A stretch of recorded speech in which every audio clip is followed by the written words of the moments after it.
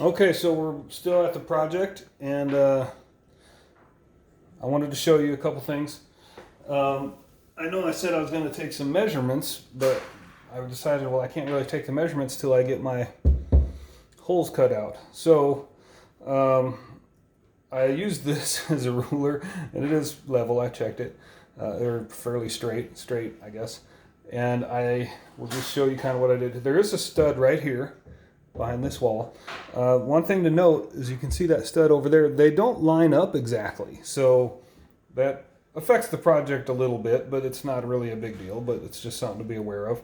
And there also be aware the studs aren't perfectly straight up and down, so I had to leave this much space, which is fine. I wanted to leave space anyways, but I can't just make the width of a 2x4 because it's not perfectly straight, and I need these to be straight and symmetrical and etc. So I used this as my little ruler to draw some lines with a purple Sharpie because that's the one I found. I wanted a nice thick line so you guys could see it a little bit on camera, and then I could see it better when I'm cutting. What else is notable? So basically I just used my level and kind of, as you can see, I had my little exploratory cuts, and I leveled it and drew my line, and then I just took it over here to make sure I got level, and then continued all the way across. Did the same thing at the bottom. Did these, I measured, I did this one on the right first, and then I measured, it's 19.5 inches, so I wanted this one to be the same size, so I measured there. That's the only measurement I really had to do for this step. So once I'll cut that, and I'll show you, I'm a little nervous about this next step because I need to get this cut precise, and let's see how good that tool does. And it's probably going to be harder like right here where I'm super close to that hole. But, you live and learn. So what we're learning is give yourself a little more room. And then also, I did learn I'm not too fond of the shop vac because it does kind of shoot dust into the air while you're vacuuming. So I'll just kind of sweep it up and clean up when I'm done. Okay, some other things. What's notable? I'm trying to think of what's helpful. What am I learning? Sorry, I'm Tim-hawing, but I feel like there's something else I want to tell you. Oh, well, my plan, I don't think I explained this yet. I'm going to build these little cabinets, we'll call them, outside, in the other room, outside on the back porch or whatever. I'll put them together, and then hopefully my plan is to just slide them in. Now, I left, I don't know how many, 3 or 4 inches between this. Can you see that? I can't see where I'm pointing. Sorry about that. Down here, this bottom line, if you can even see it, it's right about here, and then the baseboard's about 3 or 4 inches below it. I don't want the trim right up against the trim, and I'm also looking to use a pretty low profile trim around this. I showed you in that first video where I was showing you on the computer. That trim is 1.5 or an inch, I don't know, not a 5/8. It's less than 1.25 inches, 1 1/8. I don't know. It's just over an inch wide. Hopefully that'll be able to hide any uneven cuts I make, any goof ups. Although remember, the cabinet itself will be 3/4 inch wide, so I won't have much room to hide. I may go with the bigger trim if I need to. We'll cross that bridge when we get there. The trim is nice for hiding little mistakes. But yeah, I'm going to put the cabinets together outside, not with the trim, but just kind of the body of the cabinet, with the brad nailer, and nail them together. And then I'm going to slide them in. Now, this line, the best I could tell by putting some 2x4s back here and kind of feeling it and measuring with my hands, this is 2x4s stacked on top of each other, on top of the existing 2x4 that's in there. And it should hold it right there, so when I slide in, I'll have those 2x4s to support it and nail it to.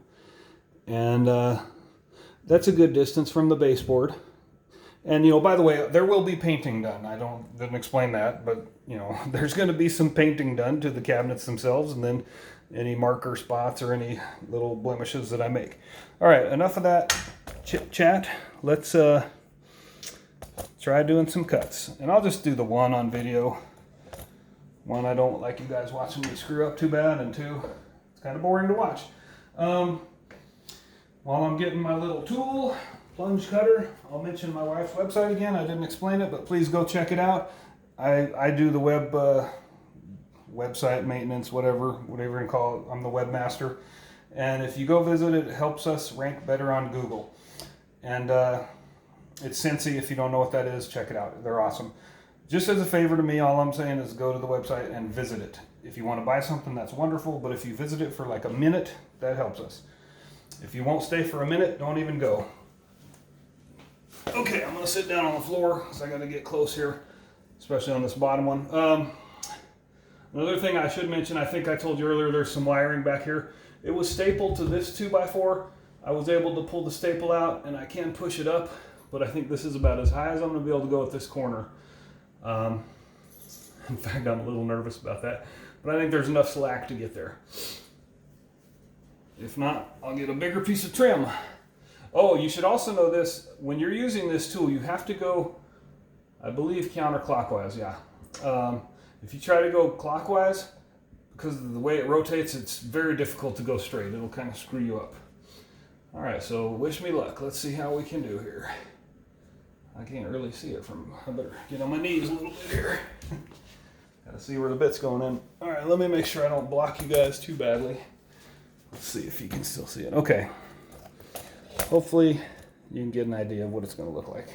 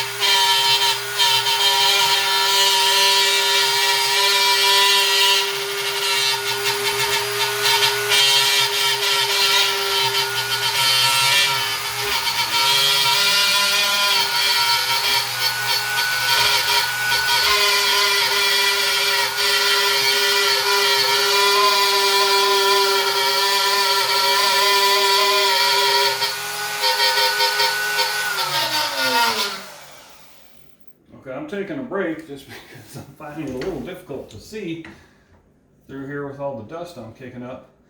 I'm sure there's somebody who knows how to do this better. And you can see there were some points where I got resistance. I don't really know why. It could be the operator. It could just be normal. Okay, so that's a little off the line. It's kind of hard to see this one when you're going down. All right, let's see it again. Sorry if the video is getting boring, but remember, I'm not a professional.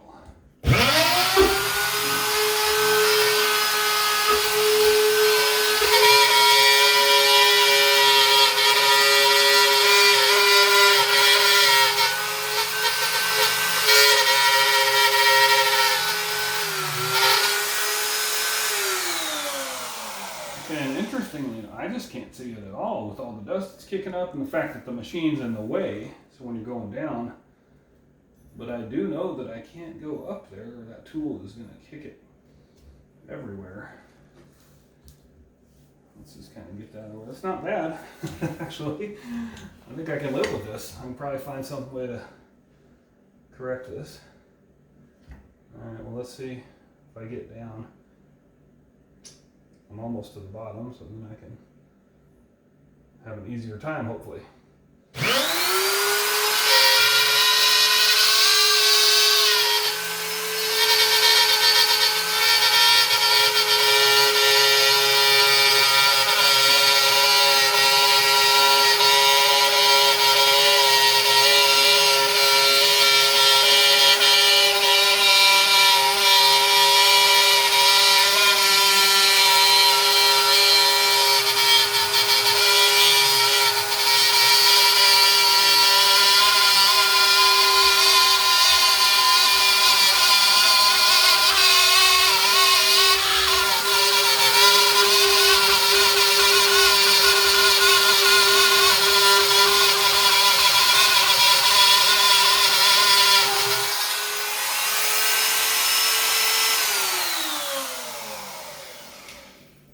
Yeah, it's definitely easier not going down, so going across or up is a lot easier to see. But I think we can live with this. I think worst case, I'll have to use a bigger piece of trim. I'll have to kind of straighten these. This isn't bad, especially that bottom. A couple bumps coming out here, but I'm happy. I think I can live with it. Now I've got a bit of a mess. I'm gonna leave footprints in the house if I move. Got some powdered donuts here. Okay, I think I will wrap this video up. I'm gonna cut this other hole. Then I believe I can take my measurements. I believe it's about 13 inches deep. I'll double check that because that's the most important measurement I need to go to Home Depot, because I'm gonna have them cut my MDF, whatever it's called, melamine board that I showed you in the first video. I believe this, I want it to be about 13 inches because it's going to hit that 2x4 I mentioned in the other. Oh yeah, about 13 inches, right on. You probably can't see that, but there you go. So it's gonna bump into that 2x4 back there, so I can't go all the way to the drywall on the other side. I will try to plan better the next ones I do at that end. Get a couple more inches deep, why not? But I think for this one, 13 will be fine. And then I just need to measure how high, how wide, and just add all that up and see how much wood I need. Go to Home Depot, have them cut it. Like I said before, I'll make, in my first video, I'll make the cross cuts. Whatever, I'm starting to ramble. Okay, so hopefully you found this helpful. I'll wrap it up, like and subscribe, etc., etc. And follow me along. I might go ahead and post these few videos. I think I've made 3 today, I don't know. I might go ahead and post them. I don't know when I'll get the rest done. I actually have other things I have to do, believe it or not. So as I get them done, I will show them to you. Thanks for watching. Boom. There it is. Thumbs up.